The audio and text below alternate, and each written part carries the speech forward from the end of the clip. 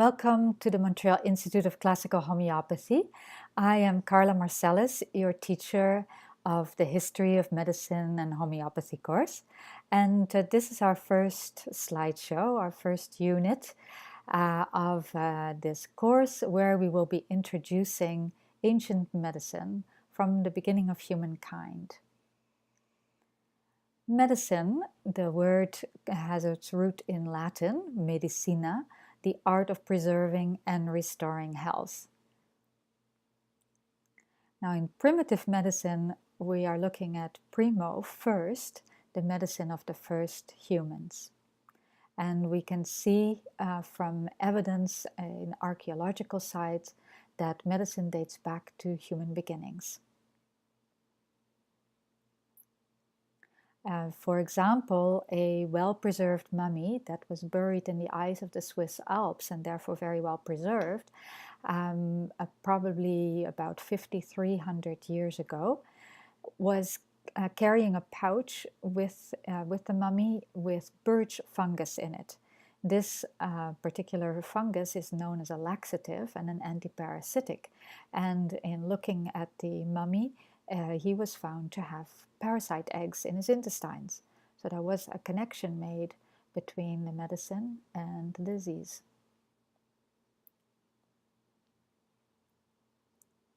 Frank Bahr, the president of the German Academy of Acupuncturists, first made a connection between tattoos found on this Iceman after studying a drawing of the tattoos and their placements on the mummy's body. Bahr said that the most interesting thing about the story is that today, as an acupuncturist, he would treat a patient with about 90% of these points, these same points as the tattoos on the Iceman, if the patients were to have the same disease which he had, which were arthritis of the hip, knee, and ankle. Tattoos are found on mummies around the world. For example, tattoos were found on Egyptian women, on their thighs and on the abdomen. And these tattoos are thought to have been therapeutically used for fertility, pregnancy, and childbirth. A female mummy in Peru was also found with tattoos, and as well as with semi-precious gemstones and gold jewelry. This mummy dates back to about 2,000 years ago in the pre-Columbian MICH civilization in Peru. So our question is, how would these people have known about the medicine for particular conditions? For the first humans, there was no division between them and their environment. They felt themselves to be part of the cosmos, of the universe, and understood disease that way.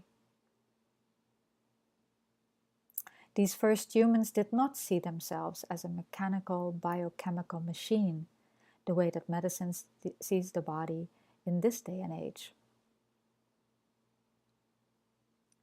The shape-shifting capacity of the shamans, for example, allowed for access to the deeper essences of nature that surrounded them, and therefore they would be able to obtain information from the spirit world. And we could say that to inform is another way of looking at how to heal. Medicine as information. Joseph Campbell has done extensive research around the globe on shamanic rituals and has found that shamanic healings can be found all around the world and have many similarities.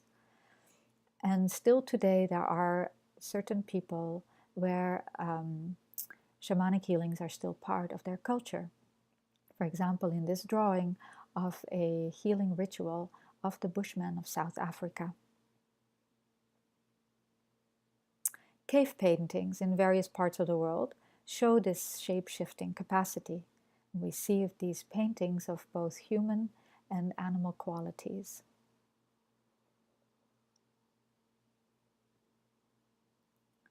A shaman's journey was the way for early humans to travel both to the core or essence of the diseased person, as well as to the essence of medicines, therefore the knowledge about plants, acupuncture points, and all other elements that were used for healing. Paintings in caves are one of the ways that we have found out about these, and the paintings on some of these slides are of the Lascaux caves that date back 16,000 years. So we can conclude that humans saw themselves as a microcosmic reflection of the larger macrocosm that we are part of. At that time, they saw this much more easily than we do in this current time.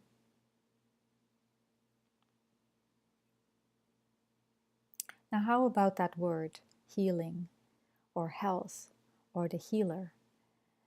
Well, these words all come from the same root, heil, a German word, which also means whole and holy. So the healing process really is a journey to becoming whole.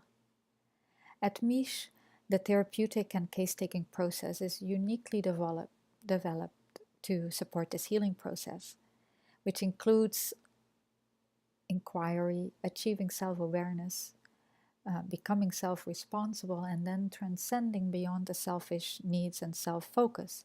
Of course, this is not a linear process, and it repeats itself many times, each time that we come in touch with triggers that we have. Those of you who are doing Discover Holism, of course, have already become very familiar with these thoughts, with these ideas.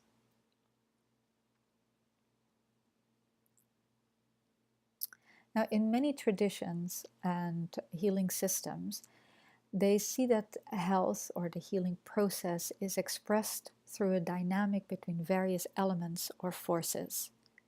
Such as in Ayurveda and Chinese medicine, we will see that there are 5 elements that are identified, and we will look later as to how that is played out.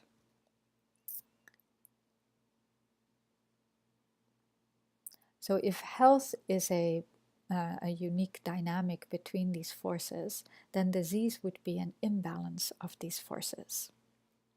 And the work of the practitioner would be to bring or support the organism in finding balance again. So now we'll first start and look at one of those systems. The first one we will look at is Ayurveda.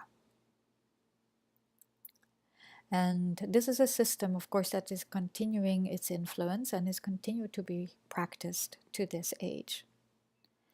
Ayurveda is one of the world's oldest holistic healing systems.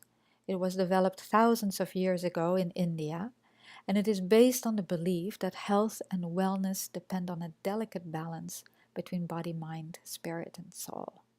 Ayurveda, the word, is a Sanskrit term that means the science of life, or life knowledge.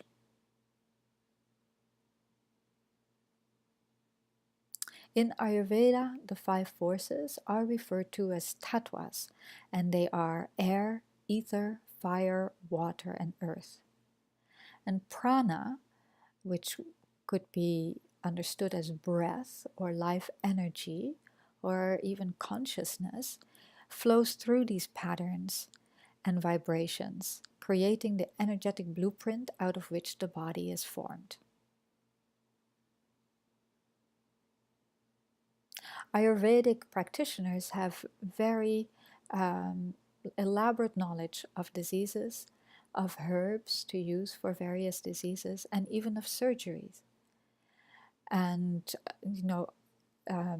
through the history of time, some of that knowledge came to the West through one of the Western practitioners we will see later, who is Avicenne.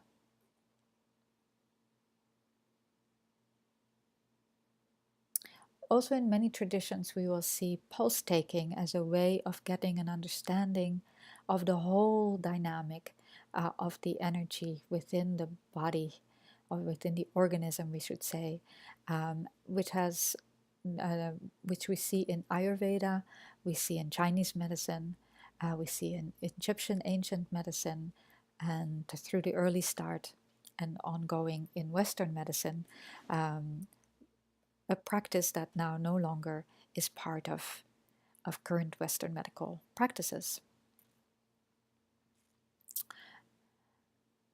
So after getting a diagnosis of the whole movement of energy in the body, a holistic treatment um, approach is developed for that individual. Within Ayurveda, the use of similars is seen as an ideal. It's the method that removes the syndrome complex without exciting a new one. And so the practitioner has to know to which medicine the patient belongs. We will now look at Chinese traditional medicine. Evidence of the Chinese system of medicine dates 4,000 years back. And we could say that it is also a true system of medicine and a true traditional medicine, which is still used by millions of people today. In Chinese medicine, like we saw in Ayurveda, the imbalance of energetic forces is also what is thought to be underneath disease. We will see in a moment that the Chinese medicine system also has 5-element understanding. But overlaying that 5-element understanding, there is an understanding of the energy forces of yin and yang, which can cause excesses and deficiencies. Healing is designed to balance the qi, or the energy flow, through the organism. And it flows through the organisms in the meridians, which are energy lines that have a very particular pattern throughout the organism. And as the qi flows through the meridians, it is following the 5 elements.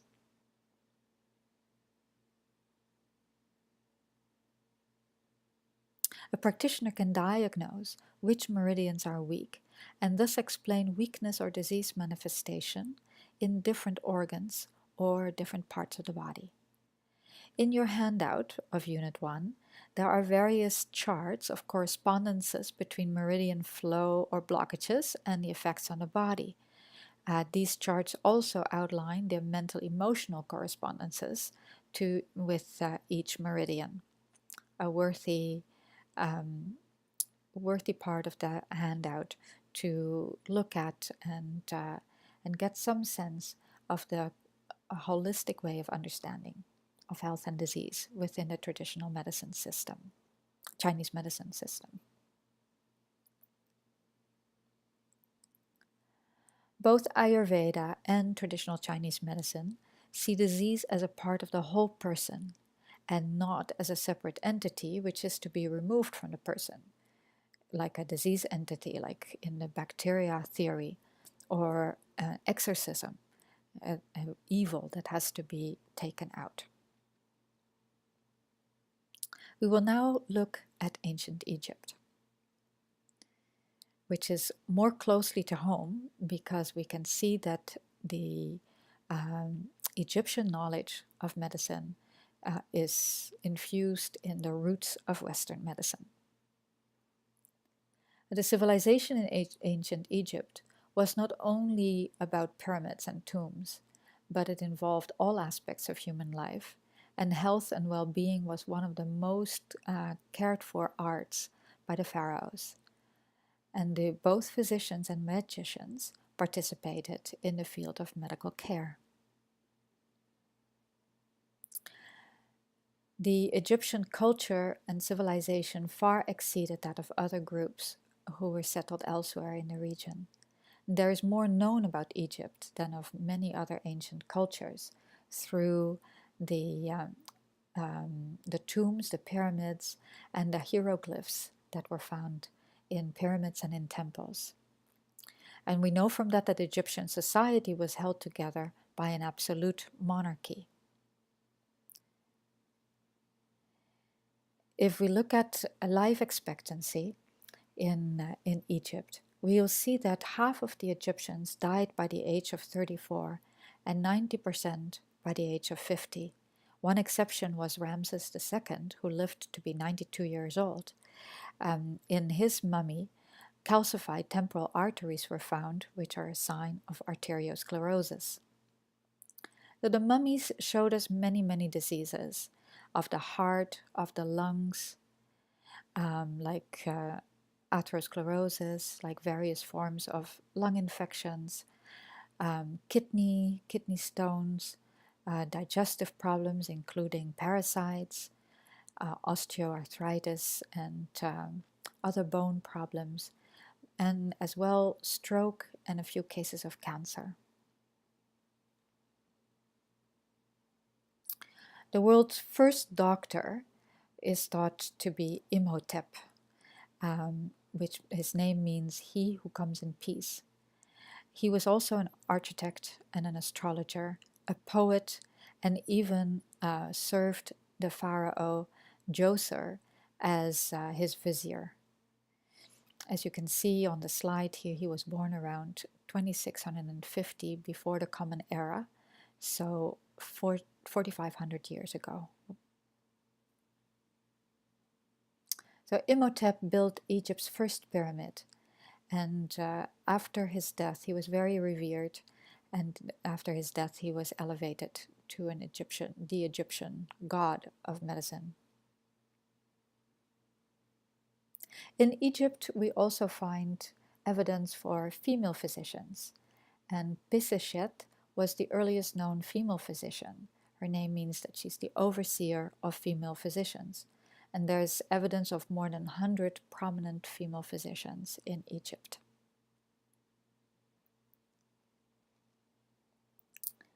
Individualized methods of case-taking, we could say, of diagnosis, were also used in Egypt, again similar to some of the ones that we saw in the Chinese traditional medicine and Ayurveda, like pulse-taking, palpations of the body, and knowledge of smells, skin color, and odors of other body fluids. And it's interesting that as Westerners, we are trying to understand the writings of these ancient Egyptians. But how can we really understand them when we come from a materialistic paradise?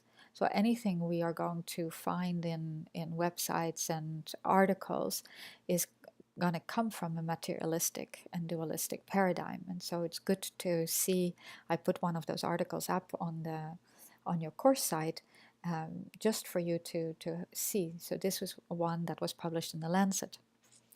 For example, the Temple of Luxor is full of hieroglyphs with a representation of the human in relationship to the world around. We know now that the teaching of medicine was done in such temples, so rather than in a medical school separate from the understanding of life as being part of the understanding of health and disease. One example of heritage that we have from the Egyptian is aromatherapy. And this is something that is, of course, very popular in our time and age. And the aromatherapy, the antiseptic power of these essential oils, was also what has preserved the tissues of the mummies so well for these many thousands of years.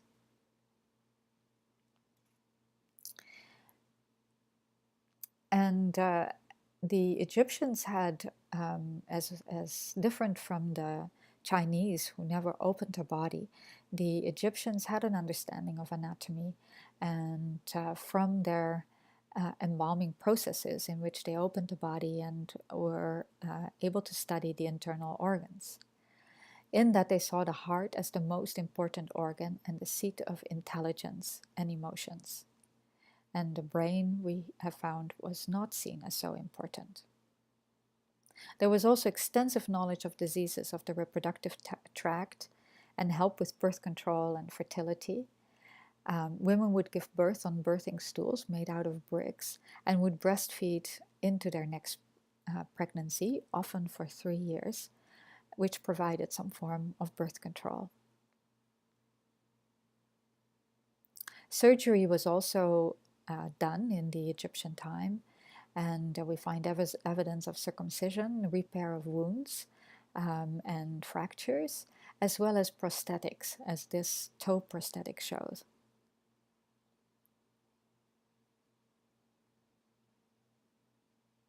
We can see that the study of medicine very quickly led to contemplating the source of life and the act of creation. The most successful and longest lasting systems of practice, like the Chinese and the Ayurvedic, are those that were able to relate their practice to an understanding of the subtle forces that create the material world and life. And what we also notice is that these systems have many points in common. For example, they consider the human being as a microcosm of the larger macrocosm. Each individual is its own microcosm and therefore has to be treated in a unique and specific way. Health is a natural balance point of the internal life elements or forces, and disease is seen as an imbalance of these forces. The body, mind, and emotions are one undivided whole. They are aspects of the same energy or dynamic within the individual. This is the end of our first unit. Our next unit will look at the root and evolution of Western medicine, starting with Hippocrates, who we often refer to as the father of Western medicine.